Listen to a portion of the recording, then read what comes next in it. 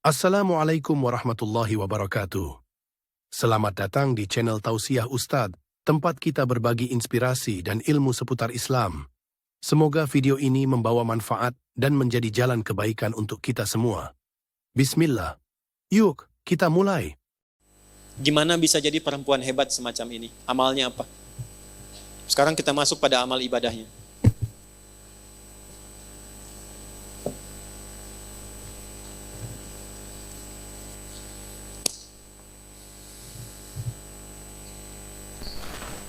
Jadi kalau ibu ingin naikkan level, mendekati Sayyidah Aisyah, ya, kan ada level ingatan tuh 4 ya bu. Ya, 1, cepat ingat, lama lupa. Oke? 2, lambat ingat, lambat lupa. 3, lambat ingat, cepat lupa. Baik, ini yang parah nih. Ya, ini yang parah. Yuk kita ulangi dulu. 1, cepat ingat, lambat lupa. 2, cepat ingat, lambat lupa. 3, cepat ingat, cepat lupa. Nah, ini yang repot ini. Yang keempat, lambat ingat, cepat. Saya udah nerangin 2 jam. Paham ibu? Tidak. Ya. Begitu mau ditutup, paham. Keluar, lupa. Baik. Sayyidah Aisyah ini level nomor 5. Cepat ingat, sulit lupa. Cepat ingat, sulit. Jadi bukan mau ingat, mau lupa susah. Mau lupa susah. Biasanya kan yang begitu utang ya. Ya kan? Ya. Ini yang kelima, cepat ingat, sulit lupa. Amalannya apa? Yuk kita bagi 2 saja. 1, sholatnya. Amalan sholatnya. Itulah sebabnya kenapa tadi saya sebutkan di awal tentang saudara beliau Abdurrahman ini.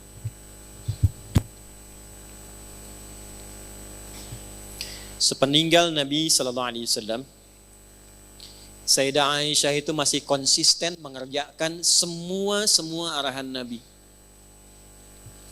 Saya ulang. Sayyidah Aisyah radhiyallahu taala anha, sepeninggal Nabi SAW, suami beliau tercinta, itu masih konsisten mengerjakan semua arahan Nabi, termasuk dalam ibadah ritualnya. Saya gambarkan ya bu ya, duhanya dalam satu hadis. Jadi saya nggak bicara tentang tahajudnya karena levelnya terlampau tinggi, duhanya dulu aja. Artinya Sayyidah Aisyah bukan hanya menjaga sholat fardu, tapi sholat sunnah. Jadi kalau level ibu ingin naik, kecerdasannya meningkat, anak juga ingin meningkat, maka tingkatkan sholatnya. Saya ulang ya, tingkatkan apa? Sholatnya. Nah, meningkatkan sifat ibadah ritual itu salah satu bagian dari amalan takwa namanya. Amalan apa? Takwa. Ini saya urutkan supaya mudah dipahami. Takwa itu adalah kondisi terdekat dengan Allah. Ya, kondisi terdekat dengan Allah. Jalannya dibangun lewat ibadah. Untuk mencapai takwa itu lewatnya ibadah. Salah satunya sholat. Disebutkan kalimat takwa dan derivasinya, turunannya, itu sebanyak 240 kali dalam Al-Quran. Di antara penyebutan itu, ada yang menunjuk jalan-jalan takwa. Di antaranya sholat. Al-Baqarah ayat 2-3. Dzalikal kitabu la hudal lil. Siapa muttaqin orang takwa di ayat itu? Ayat 3-nya, alladzina yu'minuna bil ghaibi wa yuqimunas. Baik, dan dia konsisten meningkatkan sholatnya. Poin saya bukan di kalimat terjemahannya. Poin saya lihat sini. Coba ibu bedakan tulisan sholat di ayat 3 di Al-Baqarah dengan ayat 238. Ketika kita membuka Quran surah kedua Al-Baqarah di ayat 238, saat Allah berfirman, Hafizu ala salawati. Tulisannya begini. Alif, lam, sad, lam, wawu, alif, ta maftuhah. Begini. Salawat. Silahkan cek di mushaf. Tapi ketika Allah berfirman di Al-Baqarah ayat 3, alladzina yu'minuna bil ghaibi wa yuqimunas shalah. Perhatikan. Tulisannya begini, lihat mushafnya terjemahan kalau tidak percaya. Alif, lam, sad, lam, waw, fathah tegak begini, tak marbutah. Silakan cek. Apa bedanya? Jika kita mengacu kepada Al-Baqarah ayat 238, hafidhu 'alas salawat begini, ini maksudnya salat fardu. Salat wajib. Ada berapa jumlahnya? 5 waktu. 2, 4, 4, 3, 4. Itu rumusnya. 2 subuh, 4 zuhur, 4 asar, 3 maghrib, 4 isya. 2, 4, 4, 3, 4. 5 waktu. Banyak tidak? Banyak, karena itu jumlahnya 5 kan? Jama'. Tapi kalau ibu ingin menambah dari yang fardu itu dengan tambahan sunnah, sebelum subuh ada 2 rakaat. Sebelum zuhur ada 4 rakaat. Nggak sampai 4 bisa 2. Setelah zuhur 2 rakaat. Setelah maghrib 2 rakaat. Setelah isya 2 rakaat. Malam tahajud. Nah kalau itu ditambahkan pada yang fardu, bukan sekedar yang fardu saja, maka robah kalimatnya dari ciri yang pertama begini kepada bagian yang kedua begini. Alladzina yu'minuna bil ghaibi wa yuqimunas. Nah ini bentuk yang kedua. As-salah, alif, lam, shad, lam, waw, fathah tegak, tak marbutah. Nah orang takwa di Quran itu disifatinya dengan yang ini yang kedua. Jadi ketika ibu ingin meningkatkan diri menjadi pribadi lebih takwa, naik levelnya, yang Allah tantang, challenge dari kita adalah naikkan dari yang fardu. Kalau salat 5 waktu itu wajib. Jadi yang tidak ingin naik level pun tetap 5 waktu juga. Ibu pengen levelnya naik, tapi jumlahnya tetap sama. Apa bedanya dengan yang standar? Jelas? Nah ketika disebutkan naikkan takwanya, tingkatkan takwanya, salah satu caranya salat. Begitu ini optimal, naik. Apa kaitan takwa dengan kehidupan kita? Tadi saya contohkan Sayyidah Aisyah begitu tinggi ilmunya. Hubungan takwa dengan ilmu ditemukan di Quran surah kedua Al-Baqarah. Di ayat 282. Satu-satunya ayat paling panjang dalam Al-Quran. Lihat langsung ke bagian bawah paling pojok sebelah kiri. Lihat ujung ayatnya. Quran surah kedua Al-Baqarah. Ayat 282. Sebelah kiri, lihat ujung paling bawah. Wattaqullah, tingkatkanlah takwamu kepada Allah, wa yu'allimukumullah. Semakin meningkat takwamu, Allah tanamkan, ajarkan, dan tambahkan pengetahuan pada dirimu. Jadi, akselerasi, percepatan pengetahuan itu bukan hanya ditempuh dengan ikhtiar kita untuk menghafal dan belajar. Kalau pengen cepat dapat aksesnya, dekati pemiliknya. Yang punya ilmu siapa? Allah. Yang punya harta siapa? Allah. Ya, alhamdulillah Allah titipkan pengelolaan sebagai amanah tempat ini kepada Bu Anita. Punya akses dengan Bu Anita, cepat nih bisa pesan tempat nih. Bahkan kita bisa pesan Bu, kalau bisa besok-besok di depan ada domnya ya. Supaya yang di luar itu misalnya bisa lebih nyaman. Sepakat? Insya Allah jadi pahala misalnya ya. Nah, itu bisa lebih cepat diwujudkan. Ketimbang saya bilang sama Teh Nanet. Ya? Atau Bu Novi misalnya. Kenapa? Karena aksesnya cepat. Sekarang Anda bayangkan yang punya ilmu siapa? Kalau kita mendekati Allah, maka Allah sendiri yang menyampaikan, aku berikan percepatan tambahan pengetahuan. Di luar batas standar manusia. Itulah sebabnya orang dulu tuh tahu betul. Kalau ingin cepat pintar yang diajarkan, sholat dulu Bu. Pernah dengar Abdullah bin Mas'ud? Abdullah bin Mas'ud itu belajar bahasa Persia dan Ibnu Abbas itu belajarnya cuma 3 hari. Langsung menguasai bahasa asing 3 hari. Pernah dengar Ibnu Sina? Avicenna? Ya kan? Bapak kedokteran? Avicenna itu ibu bapaknya paham betul tentang fikih ini. Ini ada nasabnya. Maka dari kecil yang diajarkan cuma 2. Quran dan sholat, Quran dan sholat. Avicenna cek di sejarahnya. Kalau lupa sesuatu, itu bukan buka buku. Datang ke masjid, sholat 2 rakaat dan ingat apa yang tadi terlupa. Semua. Sholat. Makanya kalau ibu cek, kenapa Nabi mengajarkan pada orang tua dengan ketat, dari kecil anak itu ajarkan sholat. Pernah dengar hadis ini? Usia 7 tahun, ajarkan anakmu apa? Kalau 10 tahun masih bandel, maka lakukan apa? Pukul. Bukan. Itu terjemahannya kurang tepat, bukan dipukul. Ya, bukan dipukul. Terjemahannya adalah Berikan pelajaran yang membuat dia mengerti. Doroba itu bukan hanya memukul, asalnya memberi pelajaran, memberi contoh. Doroballahu mathala, Allah ngasih contoh. Di Arab itu ngasih contoh, kebiasaannya mukul dengan halus. Di kita tidak harus mukul, uang jajan tahan. Itu bisa begitu.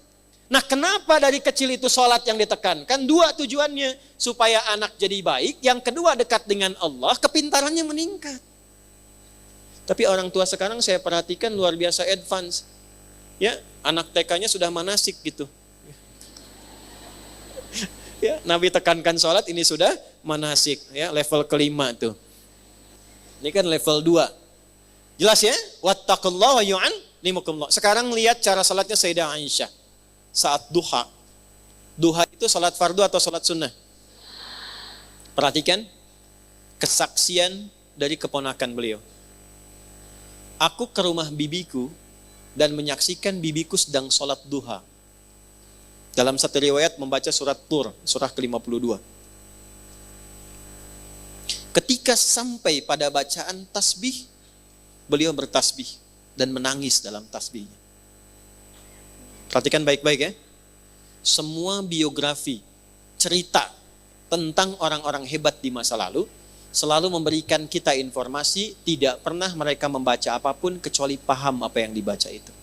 Minimal tahu artinya, Bu. Nih ya, saya tuliskan. Saking paham dan mengerti tentang ayatnya, saya lihat bibi saya itu bukan sekedar baca diulang sampai menangis. Sesegukan kalau bahasa kita itu, saking merasakan dalamnya ayat itu untuknya. Karena lama, ini baru satu ayat, karena lama baca itu, saya putuskan saya ke pasar dulu untuk beli sesuatu. Begitu saya kembali, saya lihat bibi saya masih baca ayat itu dan masih nangis seperti tadi. Ibu kesini, lihat teman ibu sedang sholat, baca Al-Ikhlas, saking ikhlasnya nangis misalnya. Ya. Baru nyebut Allahus Somad, ingat semua masalah misal. Ya. Nanti ada sanadnya, Bu. Al-Ikhlas itu ada sanadnya, nanti saya cerita di akhir ya, tolong diingatkan. Misalnya begitu Allahus Somad diulang-ulang, sudah 5 menit belum selesai. Ibu putuskan saya ke Kosambi dulu aja deh, ntar kesini lagi. Begitu kesini lagi, masih di ayat yang sama, masih nangis, dan itu yang dikerjakan sholat sunnah. Itulah Sayyidah Aisyah.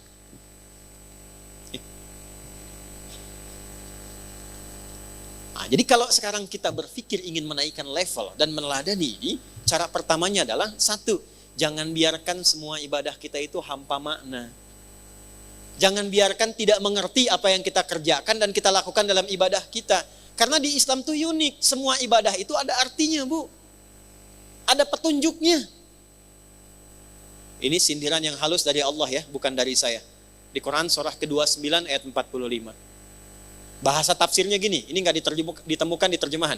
Bahasa tafsirnya, maaf, akan ditemukan orang sholat yang tidak paham, tidak mengerti apa yang dibaca dan dilakukan dalam sholatnya. Saya bacakan ayatnya. Utslu ma uhiya ilaika minal kitab. Utslu. Kalau ibu buka mushaf, di situ terjemahannya bacalah. Coba lihat, utslu terjemahannya apa? Bacalah. Ada yang bawa mushaf? Terjemahannya apa di situ? Bacalah kan? Utslu, tahan. Utslu, bacalah kan?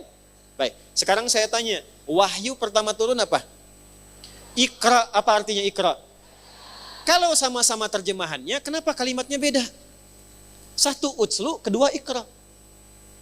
Bu, kalau Iqra, tuh Iqra. Dari kata kiro'atun. Artinya, baca tanpa menuntut paham. Yang penting baca. Jelas? Kalau utslu, dari kata tilawah. Tilawah. Punya 3 arti. 1, baca. 2, pahami yang dibaca itu. 3, amalkan sesuai pemahaman dari bacaan tadi. Baca, pahami, amalkan, kerjakan. Itu tilawah. Baik, kenapa wahyu yang pertama bacaannya Iqra bukan utslu? Karena Nabi itu nggak pernah belajar baca, apalagi paham. Nggak pernah sekolah, nggak pernah baca, ummi sifatnya, ummi. Ya, seperti dilahirkan oleh ibu. Ummi itu maksudnya seperti yang baru dilahirkan oleh ibunya. Ada nggak anak yang baru lahir langsung bisa baca? Ya, begitu lahir, ini Budi, ini Ibu Budi. Nggak ada. Ya. Orang lahir itu nggak bisa baca, nggak paham pengetahuan. Nabi itu sifatnya ummi. Maksudnya, kayaumi wiladati ummihi. Seperti hari dilahirkan ibunya, nggak bisa baca, nggak pernah sekolah, nggak punya guru. Jadi bagaimana bisa paham? Baca saja nggak bisa. Maka turunlah kalimatnya, Iqra bukan utslu. Iqra, Muhammad baca. Jawabnya apa? Ma'ana biqari, saya nggak bisa baca. Kalau ayatnya turun utslu, salah ayatnya. Karena memerintahkan paham. Baca aja nggak bisa, apalagi paham. Jelas? Tapi setelah ayat turun diajarkan sholat, dibimbing malaikat Jibril. Turun perintahnya, Muhammad jangan sekedar dengar bacaan Jibril. Belajar, pahami dari Jibril. Amalkan dari pemahaman itu. Baca Quran dengan artinya sampai paham, itu tilawah namanya. Makanya saat ada orang baca Quran, tapi tidak ada penerjemah, disebutnya qori kan? Qori, karena dia cuma qiraah. Tapi ketika di sampingnya ada yang menerjemahkan bacaan itu, siapa namanya? Sari tilawah. Karena yang pertama menerjemahkan tilawah itu Ibu Sari. Karena itu disebut Sari tilawah. Kalau yang menerjemahkan Adi, maka Adi tilawah. Ya. Jadi sebetulnya namanya tilawah saja, tidak ada sarinya. Ya, Sari itu bahasa kita karena yang pertama terjemah Ibu Sari. Sekarang lihat, balik ke Sayyidah Aisyah tadi. Sayyidah Aisyah, paham tidak beliau apa yang dibaca? Mengerti tidak? Kenapa? Karena paham ayatnya. Perhatikan, utslu ma uhya ilaika minal kitab. Muhammad, sebelum tunaikan sholat, baca dulu. Pahami dulu ketentuan dalam sholat. Pahami dulu yang mau engkau baca dalam sholat. Wa aqimis sholat, setelah paham, baru kerjakan sholat. Itu yang menjadikan sholat kita itu jarang khusyuk. Itu yang menjadikan orang-orang yang sholat itu jarang khusyuk. Karena nggak ngerti yang dibaca. Coba jujur ya, saya tanya nih. Ibu ribuan kali ruku dan sujud. Paham nggak yang dibaca dalam ruku? Ngerti nggak yang dibaca dalam sujud? Nah itu yang menjadikan ketika sholat, setan itu begitu leluasa menggoda. Ini dari Nabi ya, kisi-kisinya nih. Ada di Abu Daud. Ada setan khusus, catat nih. Setan khusus yang tugasnya menggoda orang sholat. Tadi kan kita sepakat kurikulum fikih kuburan ya. Tambahan satu lagi nanti kita belajar insya Allah fikih setan. Nah, belum pernah ada kan? Malaikat ada 10, setan jenisnya ada 9 yang pokok. Perhatikan, kalau tidak tahu setannya, kita tidak tahu di mana jebakannya.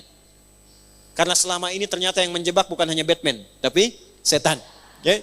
Nah ada setan khusus menggoda orang sholat. Tahu namanya siapa? Namanya Khanzab. Tugasnya dimulai kapan? Saat kita mulai bertakbir. Jadi gini kondisinya nih. Sebelum takbir, Nabi yang mengatakan nih, riwayatnya sebelum takbir itu kita bisa fokus, siap-siap. Tapi begitu tangan diangkat dan lisan mengucapkan Allahu Akbar, fayaqulu syaitanu, maka Nabi mengatakan setan mulai bertugas. Uzkur kada, uzkur kada. Dia akan menampilkan kepada kita semua apa yang bisa diingat. Hatta la yash'ural musalli kam raka'atan yusalli, sehingga orang salat itu enggak fokus salatnya, bahkan dia bisa mengingat apa yang tidak ingin dia ingat, dan ada orang salat bahkan yang lupa berapa rakaat sedang menunaikan salatnya. Pernah terjadi? Allahu Akbar. Tadi saya lupa ya, status belum diupdate ya yang di Instagram. Ya Allah, tadi nyimpan sendal di mana? Jemuran belum diangkat. Itu semua. Baru takbir. Apa yang mencegah kita supaya bisa mengatasi godaan tadi? Salah satunya, perhatikan, lisan berkata, pikiran menerjemahkan, hati meresapi. Saya ulangi, lisan berkata, iqrarum bil lisan, pikiran menerjemahkan, tarjamatul aqli, hati meresapi, tasdiqum bil qalbi. Idealnya begini Bu, Allahu Akbar, tangan diangkat, buang urusan dunia ke belakang. Dunia jangan dibawa-bawa. Lisan mengucapkan, kenapa dunia jangan dibawa, apapun statusnya. Punya kedudukan, punya harta, punya ilmu, sudah. Sekarang saat sholat kamu hamba, yang mungkin wafat dalam sholatmu itu. Buang semua dunia ke belakang. Katakan, hanya Allah yang paling agung. Perhatikan baik-baik. Kalimat ini begitu diucapkan Allahu Akbar, terjemahkan di pikiran kita supaya setan tidak sibuk mengganggu pikiran kita. Ya Allah, Engkau yang maha agung. Lalu resapi dengan hati, katakan dalam hati, ya Allah, aku taubat selama ini bahkan sebelum sholat, mungkin merasa yang paling hebat, merasa yang paling agung, merasa yang paling besar, yang paling hebat dibandingkan dengan suami, yang paling agung dibandingkan dengan teman, yang paling perkasa dibandingkan dengan tetangga. Aku taubat ya Allah. Itulah sebabnya ketika mengatakan Allahu Akbar, selanjutnya Allahumma ba'id baini wa baina khatayaya kama ba'adta bainal masyriqi wal. Perhatikan, ya Allah, aku mengakui dalam sholat pun ini, aku masih banyak dosanya. Masih banyak salahnya. Itu baru takbir. Lu digambarkanlah kemudian apa yang kita bawa itu dan berharap rahmat Allah. Karena panggilan sebelum sholat itu panggilannya begini. Wa annahum ilaihi raji'un. Hai orang yang sholat, Al-Baqarah ayat 46. Al-Baqarah ayat 46. Hai orang yang sholat, kalau pengen khusyuk, rasakan mungkin ini panggilan terakhir dalam sholatmu. Mungkin dalam sujudmu engkau wafat. Itu kata Allah. Makanya imam di Kalimantan yang imamin subuh kemarin sungguh beruntung tuh. Begitu sujud meninggal. Kan sebelum sholat dipanggil dulu kan? Ya. Ibu Siti, ada Siti di sini? Ada. Ibu Nia ada? Dah, ini pasti nggak ada. Ini pasti nggak ada. Ibu Sisuka pasti nggak ada. Oke? Ibu Sisuka dipanggil Allah, artinya apa? Hah? Meninggal. Kita 5 kali setiap hari dipanggil oleh Allah. 5 kali. Pasti meninggal tidak? Tahu waktunya kapan? Mungkin hari ini? Kalau sudah tahu mungkin meninggal hari ini, kenapa masih sibuk dengan dunia? Kenapa kita tidak kelola dunia itu untuk mendapatkan ridho Allah? Maka dibalik. Salatnya Bunda Aisyah, Sayyidah Aisyah radhiyallahu ta'ala anha, tidak pernah mengucap sesuatu kecuali paham apa yang diucapkannya. Dan itu yang mengajarkan siapa? Bapaknya. Bu Abu Bakar itu diminta oleh Nabi jadi imam, selalu menolak jawabannya. Jangan saya Nabi, jangan saya. Kenapa? Karena beliau itu kalau sudah takbir, itu langsung nangis. Nyambungnya itu lama. Bayangkan, sahabat Nabi, dekat dengan Nabi, kecil gaul dengan Nabi, dewasa jadi sahabat Nabi, mengeluarkan semua hartanya untuk Nabi, berjuang dengan Nabi, wafatnya dikubur di samping Nabi, anaknya jadi menantunya, ya, anaknya nikah dengan Nabi, Nabi menantunya di surga bersama Nabi, itu masih punya pribadi saat takbir, baru baca takbir, langsung gemetar tangannya nangis karena merasa masih ada dosa dalam dirinya. Ya Allah, saya masih banyak dosa. Ya Allah, makin banyak orang mengagungkan saya, padahal saya baru mengatakan Engkau yang paling agung. Sementara orang menganggap saya hebat, mengagungkan saya, menganggap saya punya kuasa, menganggap saya punya harta. Saya tobat, ya Allah, saya masih banyak salahnya. Itu Abu Bakar. Dan diwariskan sifat itu pada putrinya. Diwariskan pada siapa? Putrinya. Maka cara yang pertama, tingkatkan takwa, belajar ini, coba mulai sekarang perbaiki sholatnya. Gak usah dipaksakan semua dulu, satu-satu. Satu-satu. Sekarang saya pengen belajar tentang takbir. Apa maksudnya? Apa artinya? Apa hikmahnya? Praktekkan dalam hidup. Terima kasih sudah menonton. Jangan lupa like, share, dan subscribe untuk mendukung dakwah ini. Sampai jumpa di video berikutnya. Wassalamualaikum warahmatullahi wabarakatuh.